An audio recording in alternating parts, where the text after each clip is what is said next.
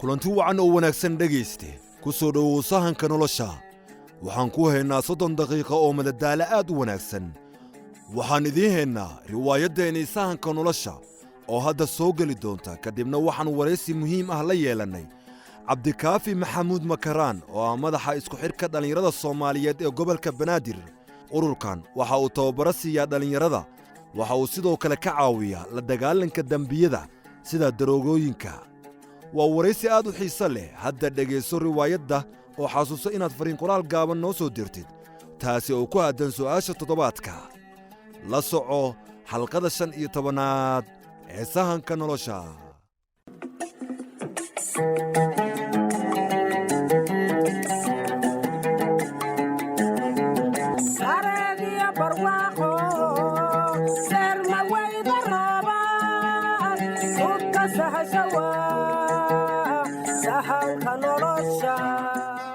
waa tahay dhagaystay ku soo dhowow xalqad kale oo xiise leh oo ku saabsan nolosha jilayaasheenna xiisaha leh ee riwaayadeenna sahanka nolosha xalqadii la soo dhaafay deeqa waxa ay abaabushay bannaanbaxay samaynayaan dumarka ka tirsan ciidanka ilaalada xeebaha si ay u helaan mushaar la siman ka ragga ay shaqawadaagta yihiin oo kale ciyaala suuqii waa la xidhay wuxuuna sheegay inuu madaxa burcadbadeedu ka dambeeyo ka ganacsiga daroogada sidoo kale dirir waxa uu xaawakiin u sheegay inuu qaadanayo hanad si uu la noolaado haddii ay xaawakiin jeceshay iyo haddii kaleba maxaa dhici doona xalqadan kala soco halkan isla hadda si aad u ogaatid kuwaas iyo kuwo kale oo ku saabsan xalqadan sahanka nolosha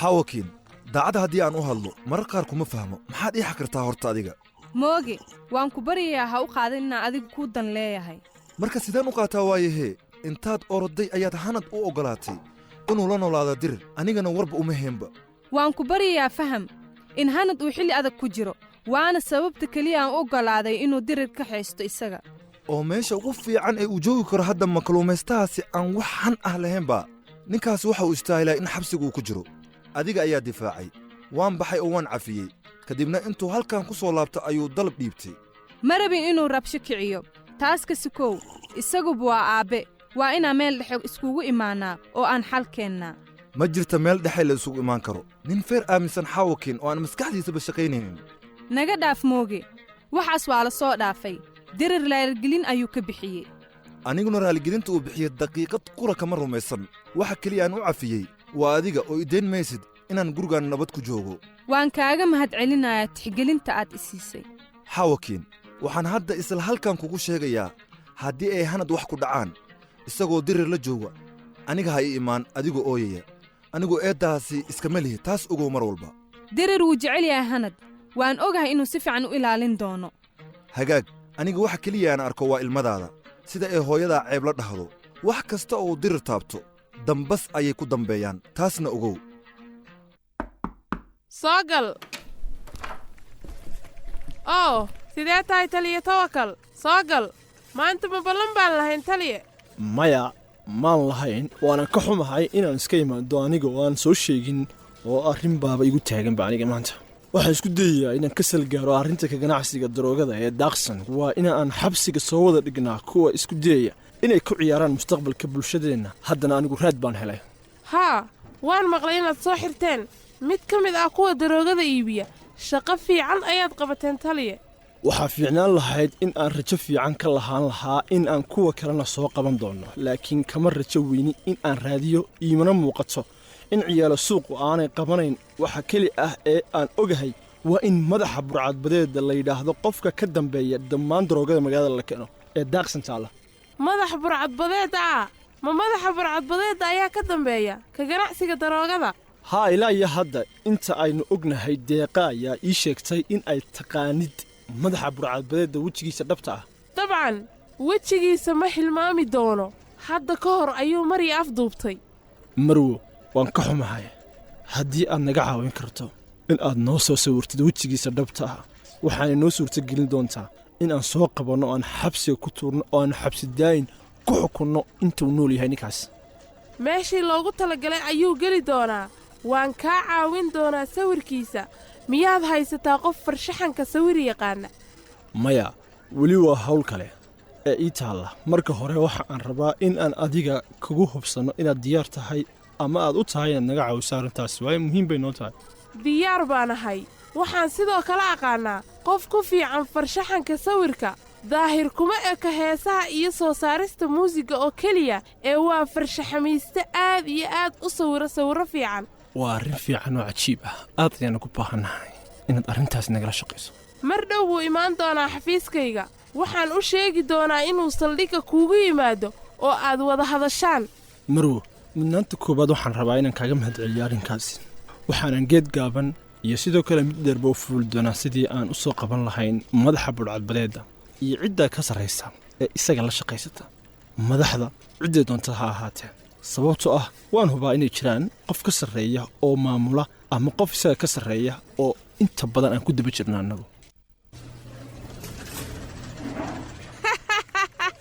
waad guulaysatay deeqa guddoomiyuhu wuxuu guddiga ciidanka ilaalada xeebaha ka dhaadhiciyey in la simo mushaarka ragga iyo dumarka ka shaqeeya meesha allah warkaasi waa war xiise leh runtii mahadsanid hibo maya adigaa mahadsan deeqa anigu fulayad ayaan ahaa ma rabin inaan dagaal galo laakiin adiga ayaa ku dhiirraday marka adiga ayaa mahadsan deeqa waxa keliya aan rajaynayey iminka waa in la kordhiyo mushaharka dumarka dhan ee ka shaqeeya dawladda lama garan karo laakiin waxaan nahay buddhigayaasha isbeddelka ka dhacay ciidanka ilaalada xeebaha xaqiiqdii waa sidaas haa soo gal colaad ma adigaa ii yeedhay haa soo gal aniga ayaa kuu yeedhay shaqada ayaan ku noqonayaa hadhow baan wada hadlaynaa deeqa fadlan fadhiiso colaad sida aad ka warqabtid bannaanbixii ay dumarku sameeyeen waa uu midho dhalay oo guddigu wuxuu isku raacay in la simo mushaarka ragga iyo dumarka ka shaqeeya halkan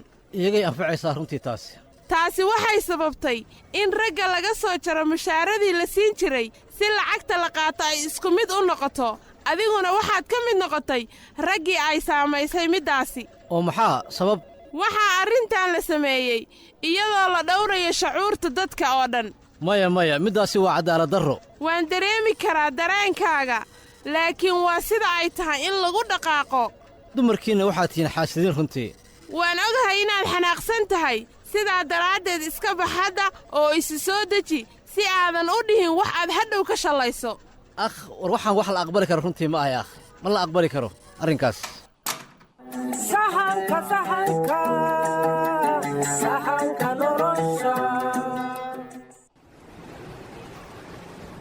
warniyahow colaadow maxaan ku aaminaa markii ugu dambaysay ee aan ku aaminayna waad iqiyaantay middaasi raaligelin ayaan ka bixinayaa madaxa burcadbadeedkow doqon ayaan ahaa waxaan u malaynaya inaan mustaqbal fiican ku leeyahay ciidanka ilaalada xeebaha oo hadda kuma lihid miyaa saaxiib waxaan u haystay inay shaqo fiican hayaan dadka daaqsan jooga oo dhan ayaa ammaantooda laga fadhin la'yahay haa aniga hadda laga bilaabo daacad uma sii ahaan doono maxaa yeelay dumarka ayay ka doorbidaan ragga haa waan maqlay in dumarka dagaal ay u galeen sidii loo siin lahaa mushaharaad ka badan midka raggu ay qaataan xaggee lagu arkay adduun ay dumarku mushahar ka badan yihiin ragga hadda ayay dhacaysaa marka lacag ma igu siinaysaa haddii aan sir kuu sheego oo sirtu maxay tahay waxaan ka qaybgelayaa shir looga hadlayo istaraatiijiyadda ciidanka ilaalada xeebaha waxaan ogaan doonnaa goobta iyo saacadda aan sugi doonno markab sida shixna darooga ah marka arrinkaasi waa warbixin fiican say ila tahay maku anficaysaa haa mise maya war waa warbixin aad u fiican meeqa lacag ayaad doonaysaa oo aad ku qaadanaysaa $3,000 oo keliya maxay waa lacag aad u badan warbixinta aan ku siinaya ayaa ah mid muhiim ah wax intaasi ka yarna ma qaadanayo waayahay waa diyaar waan ku siin doonnaa saaxiib waxaan fariin qoraal kuugu soo diri doonaa fariin gaaban oo aan kuugu soo sheegi doono meesha aan ku kulmayna marka shirka aad soo qabatid oo aad ka soo baxdid lacagta hore u soo qaad haddii kale wax warbixina oo aan ku siin doono ma jiri doonto saa ogow ballanteennu waa xilligaas insha allah hibo arrintaasi waa khatar bal ka warran haddii uu ogaado madaxa burcadbadeeddu oo yaa u sheegayaa inaan anigu sharaxay adiguna aad sawirtay dembiilayaashani waxay haastaan dad meel kasta u jooga waan hubaa in askar ka tirsan saldhigga booliisku ay jeebka ugu jiraan oo ay lacag ku qaataan inay warbixin ka soo gudbiyaan waan ku fahmayaa daahir waan ogahay inay wax laga cabsado tahay laakiin waa ku khasbannahay inaan samayno haddii aan xabsiga lagu tuurin madaxa burcadbadeedda carruur badan ayaa isticmaali doonta daroogada. waad hilmaantay inuu ku afduubtay hadda ka hor. si fiican ayaan u xasuustaa, laakiin annagu cabsi kuma sii noolaan karno. ma oggolaan doonno in dembiilayaashu na maamulaan cabsi daraaddeed.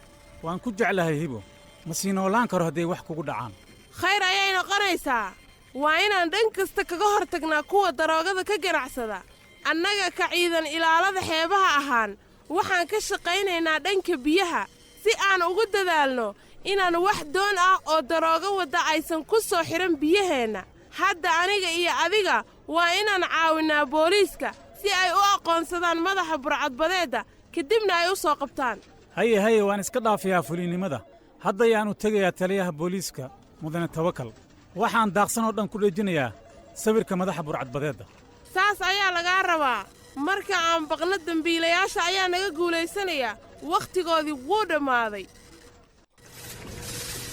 haa, waan ka helay fikirka ah in waqooyi iyo koonfur looga yimaado. ma garan doonaan meel ay u cararaan. hay-adda caalamiga ee aan iskaashiga nahay ayaa isha ku haysa oo satalaydka kala socota. marka waxay sii saadaalinayaan inay waqooyiga u badan doonaan. waan ka xumahay inaan shirka ka soo daaho. dhib ma laha. deeqa ayaa warbixinta oo dhammaystiran ku siin doonta maadaama aan dhammeeyey shirka. oo haye, waan ka xumahay runtii. marka hore waxaan jeclaan lahaa inaan kula hadlo Colaad. dhammaantiin waad mahadsan tihiin ee sii wada shaqada fiican eed haysaan. Colaad, xaalku soo caadi maaha. haa, waan fiicanahay. waan ogahay inaadan ku faraxsanayn mushaarka la dhimay, laakiin fadlan ogow inaysan xumaan naga ahayn. ma ka heshiinna hawshaas Colaad? haa, waan ka heshiinnay. anigu waxaan ahay nin weyn oo waan garanayaa runtii sida aan nafsadeyda u meeraynayo. maxaad ka waddaa warkaas Colaad? waxaan ka wadaa waan fiicanahay. waan heli doonaa meesha aan markaasi ka dabari doono qarashka aan ku kabi doono mushaarkii layga dhimay. nabaday. ish, wallaahi waa yaab. waa nin dhallinyaro ah oo la yaab leh.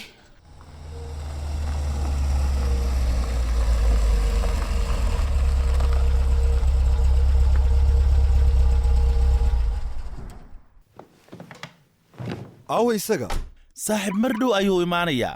marka ma waxaad siin doontaa $3,000. madaxa burcadbadeedow, bal horta aan aragno warbixinta uu noo keenayo waxa ay tahay. waad og tahay haddii wejigaaga uu arko in sirtaadu ay kashifantay mooge. malaha waxaa fiican in aniga lacagta aad ii dhiibtid oo aad hawsha aad igu dhaaftid aniga ii sii daysid. ha ka welwelin nin yahow, waan aqaanaa sida loola dhaqmo dadka noocaas oo kale ah. aniga naftayda dhib baa i haysta nin yahow. waxaa sawirka wejigayga lagu dhejiyey daaqsan oo dhan. qof baa i sawiray wejigayga. taliyahaas xunna waxa uu madaxayga dul dhigay abaalmarin ciddii i soo sheegta oo wejigayga aqoonsata. yaa waaya qofka ku sheegay? waxaan u malaynayaa inuu ciyaalo suuqaas hadlay. war niyahow, adiga horta ragga kula shaqeeya daacad kuma ah miyaa? waxaas niyow hadda kama fakari karo. waxaan u baahanahay inaan si degdeg ah magaalada uga baxa saaxiib. haye, waa inaad sugtaa howlgalka beri. marka ay maraakiibta dekedda ku soo xirtaan waad iska bixi kartaa oo lacagtaada waad la aadi kartaa meel kale si aad ugu raaxaysatid. war saaxiib, aad baad u mahadsan tahay. waa runtaa middaas. waa kan Colaad soo socda saaxiib macaane. waryaa colaad kaalay halkan waryaa. oo ileen warkaliisa dhex mari jiray run buu ahaa. warkee ka hadlaysaa niyahow? inuu mooga yahay madaxa daroogada. barasho wanaagsan mooge. maxay tahay warbixinta aad ka keentay ciidanka ilaalada xeebaha ee ku saabsan istaraatiijiyadooda? lacagta itus horta. waatan lacagtii $3,000 ee aadna weydiisatay. marka hadda hadalka soo daa nin yahow. runtii waan idiin qoray iyada oo faahfaahsan waatan. waxaa ku qoran faahfaahinta wakhtiga, goobta iyo istaraatiijiyad ay isticmaali doonaan si ay u qabtaan shixnadaasi. waan u jeedaa. ooma waxay la shaqaynayaan hay-ado caalami ah? haa, ciidanka ilaalada xeebuhu waxa ay iskaashi la galeen hay-addaasi si ay uga caawiyaan la dagaalanka dembiilayaasha sidiina oo kale ah. waxaan u malaynayay in warkaasu yahay waxba kama jiraan. madaxa burcadbadeedow, waa inaan beddelnaa istaraatiijiyadda. haddii kale hoog ayaa inoo dambaynaya. waan idinka tegayaa istaraatiijiyad sameeya. marka hadda lacagtaydii ma heli karaa? how waatan. war mooga ma waalan tahay? war ninka waad toogatay. oo ma waxaad u malaynaysay inaan dulligaa nolol ku dhaafayo isagoo wejigayga arkay? way ku macdaha qashinkan isagoo kale ah. caawiyo fadlan, hal caawiyo dhiiga iga xira. ininkan aan ka tagnay meesha. ha ku dhiig baxo ee ha ku dhintee saaxiib. caawiya hal caawiyo.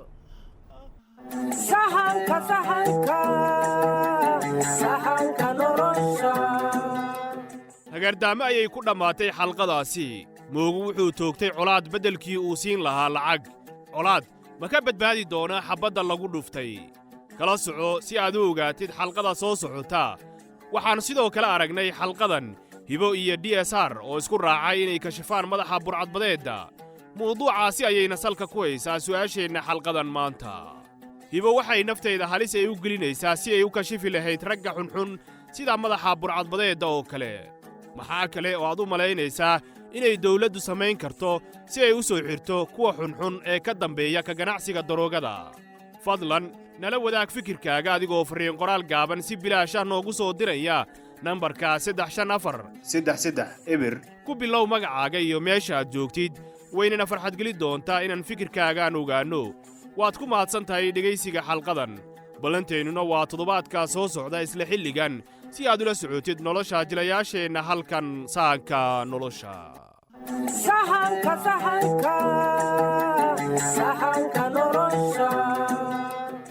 waad ku mahadsan tahay inaad dhegaysato sahanka nolosha. ma rabtaa inaad ku guulaysato abaalmarin $250 ah? haddii ay haa tahay, noogu soo dir fariin gaaban nambarka 354 ama 33 si aad fursad ugu hesho inaad ku guulaysato $250. fadlan fariin qoraal gaaban noogu soo dir nambarka bilaashka ah ee 354 ama 33. waxaan dooran doonaa guulaysta dhegaysta barnaamijka, waxaanan siin doonaa $250. nambarkeenna bilaashka ah waa 354 ama 33. waan ku celinayaa, nambarka waa 354 ama 33. hadda fariin noogu soo dir oo ku guulayso $250. noo soo dir fariin 5 daqiiqo ee soo socota si aad u heshid fursad aad uga mid noqotid guulaystayaasha. بسم الله الرحمن الرحيم الحمد لله رب العالمين والصلاة والسلام على رسول الله. رنانتي حفيظك dhalinyarada gobolka Banaadir waxyaabo badan ayuu qabtaa, wuxuuna ka diiwaan gashaa dhammaan 17 degmo iyo 3 deegaan ayagoo runantii aan ka qabano barnaamijyada ugu waaweyn ee ku aadan dhalinyarada sida wacyigelinta, shaqo abuurka. gudoomiye aad iyo aad ayaad u mahadsan tahay. waxaan sidoo kale ognahay dadaalka gobolka Banaadir oo aad adigu qayb ka tahay oo aad kula dagaalamaysaan maandooriyaha. ninka dhalinyarada ay isticmaala maxay dhibaato ku keentaa? waa mahadsantahay. runantii waxyaabo badan aan aragnay. annaga waxaan aragnay wiil dhalinyaro ah oo runantii maandooriyaha intii isticmaalay gurigiis ku laabtay, hooyadiis la dagaalay, walaashiis la dagaalay, familkii la dagaalay, dhibaato keenay. waxaasoo dhan waxaa tusay waxa asaga oo isticmaala tusayso. annagaa ku baxnay guriga markaa tagnay, maamadii ooyeyso, wiilkii aan qabanay, midida laga qaaday, meelaa la fadhiisiyey. cunug waxaan dareennay inuu yacni miirkiisa uu maqan yahay oo maskaxiisa ayba jooginba. sababta haddii maskaxdiisa joogto waalidkiisa uma qaada lahayn midi. wiilkii aan wadnay saldhiggaa la geeyey, waxaa la ninkan saldhiggaa lagu xiro intii waxaan ku jiro ay ka baxayaan. marka waxay keenaysaa maandoori markuu qofka isticmaalo in waxyaabo badan ay ka dhaadhiciso. sababta qofka markuu maandoori isticmaalo midiiro inta iska qaata ama bistoolada ciyaalka inta iska qaata oo dadka dhaca. marka maandooriyaha wuxuu leeyahay saameyn xooggan oo asaga naftiisana khatar u keenayso, dadkana khatar u keenayo. dadaalka ka socda gobolka Banaadir ee lagula dagaalamaya maandooriyaha, guulaha ilaa hadda laga gaaray dhalinyarada in laga wacyigeliyo lana joojiyo maandooriyaha nooga waran. guulo badan laga gaaray. maamulka gobolka Banaadir oo ugu horeeya gudoomiyaha gobolka iyo taliyaha ciidanka booliiska gobolka Banaadir intaba ayagoo si wada jir ah u wada shaqeeyayaan. waxaa la soo qabtay goobo badan oo maandooriyaha loo isticmaalay oo waxaa ka mid yihiin meelaha calaqa lagu koriyo, xashiishka lagu gado, goobo badan oo runantii ilaa iyo 18 gaaraan alla burburiyey. haddana alxamdulilah ilaa welina howlgalka u socdaa. waxyaabahaas markii la burburiyo dadkeenan runantii ayagana moraalkooda wuu soo dhismayaa oo sababta meeshii waxay kasoo qaadan lahaa markaa ka bududumiso ama ka burburiso meeloo ka isticmaalmana. waayahay dhinacii dowladda waan ragnaa, laakiin adinka wacyigelinta aad samaysaan si dhalinyarada dhibaatadan looga leexiyo maxay yihiin tillaabooyinka aad qaadeen ilaa hadda? annaga tillaabooyinka qaadno waxaa kow ka ah in 17 degmo iyo 3 deegaanba aan wacyigelin ballaaran aan ka samaynay. degmo walbana aan galab walba waxa ugu tagno 200 ilaa 300 oo dhalinyaro iskugu keenno, kana hadalno dhibaatada ee leedahay maandooriyaha waxaana la joogo oo qayb ka ah barnaamijkeena macallimiin professorra ah oo jaamacadaha dhigo iyo tiim oo ayagana caafimaadka ka socdo oo ayagana dhibaatada ee caafimaad ahaan ay u leedahay maandooriyaha ka warramayo professorradan waxay u sheegayaan maskaxiyan iyo dhibaatada uu keensan karto marka shaqo fiican aan ka qabanay dad ma aragtaan marka inta la soo qabtay la wacyigeliyey oo ka waantoobay isticmaalka maandooriyaha oo hadda shaqaynaya oo wax baranaya waa jiraan runaantii dad badan aa jiro marka ilaa hadda oo dhalinyaro ah oo waxyaabaan kasoo waantoobay ayaan ognahay oo hadda alxamdulilah dad hadda shaqaysto salaadooda dukado guryahooda joogo sidii hore aanay ahayn oo laga dareemayo nuurka wejigooda iyo dheexaalka yani ka muuqdo ayaan ognahay oo runaantii markii runta loo sheegay oo wacyigelin xooggan ay heleen waayahay siyaasadda ka guddoomiyey dhalinyaro gobolka banaadir ahaan kuu degsan ee ah in dhibaatadan xal loo helo mustaqbalka maxaa ka mid a runantii annaga mustaqbalka waxaan yani annaga noo degsanaa waxay tahay number 1 dalkan horta in laga baabi'iyo qof maandoori isticmaalaya midda labaad in dalkan shaqo la'aanta ka jirto in 5 sano kadib dhalinyarada Soomaaliyeed oo wada shaqayso oo shaqo la'aanta hadda baahsan ee jirto inay yaraato boqolkiiba 90 inay yaraato dadka wada shaqaysanayo kheyraadkooda soo guranayo yani isku filnaansho in la gaaro waayahay su-aasha ugu dambeysay aan ku weydiinayo waxay tahay maxaad u sheegaysaa waalidiinta Soomaaliyeed si ay ula socdaan carruurtooda waa maxay talada aad u jeedinayso waalidiinteena dhammaan waxaan idinka codsanaynaa marka anigoo ku hadlaya codka dhalinyarada gobolka banaadir inaad ogaataan wiilka dhalinyarada ah aad soo barbaarisay aad soo waxbartay aad runaantii kusoo fikirtay inuu asaagiisa amba jiilkiisa inuu la tartamo inaa ogaatid waxyaabaha oo qabanayo wiilkaaga dhalinyarada haddii oo subaxdii inta kaa soo baxo habeenkii 6 saac 7 saac guriga imaanayo waxa oo sameeyahay ma ogid adiga marka waxaan rabnaa inaan waalidiinta Soomaaliyeed aan ka codsano inay tarbiyada ee siiyeen carruurtooda inay laba jubaaraan ogaadaan haddii ay gabdho yihiin inay ogaadaan gabdhaha meeshay aadayaan haddii wiilal yihiin inay ogaadaan halkay u baxayaan waxyaabaha ay soo qabanayaan iyo inay jaamacadda dhigteen iskuulka aadeen waxyaabay ay soo bateen si dalkan iyo dadkan ay horumar u gaaraan jiilka carruurta soo koraysana ee mustaqbal wanaagsan u helaan waa waraysi xiise leh waxaana rajaynayaa inaad ka heshay xasuusnow inaad sii wadid diritaanka fariinqolaal gaaban dhanka su'aasha maanta oo ah maxaa kale oo aad u malaynaysaa in dawladdu samayn karto si ay u soo xirto kuwa ka dambeeya ka ganacsiga daroogada fariinqolaal gaaban noogu soo dir nambarka 354 eber